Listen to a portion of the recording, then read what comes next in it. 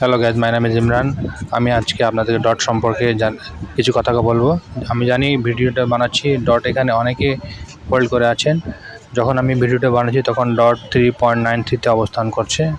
আমি জানি অনেকে অনেকদিন ধরে ডট নিয়ে অপেক্ষায় আছেন কি ডটের প্রাইস কখন বাড়বে, কিন্তু ডট কোনো মুভ দিচ্ছে না এবং ডট সামনের দিকে আরও কিছু নিচে যাওয়ার সম্ভাবনা রয়েছে। ডট কয়েকটা দিন ডটের জন্য ভালো হবে না, ডট নিচে দিয়ে যাওয়ার সম্ভাবনা খুবই বেশি। মান্থলি ক্লোজিং ডটের খুব একটা ভালো দিকে যাচ্ছে না, তাই আমি বলবো যারা পুনরায় ডট কিনতে চাচ্ছেন বা ডিসিএ করতে চাচ্ছেন বর্তমানে তারা এই প্রাইজে কখনোই বাই করবেন না। বিরত তখন বাই করা থেকে আপনি অবশ্যই নিচের দিকে ডট পাবেন, তখন ডট বাই করার চেষ্টা করিয়েন, সেখানে আপনারা বাই করতে পারবেন বা ডিসিএ করতে পারবেন। ডটের উইকলি ক্লোজিং যদি 3.97 বা তার নিচে দেয় তাহলে 3.65 পর্যন্ত যাবে এবং 3.65 যদি ব্রেক করে তাহলে 3.273 এবং 2.85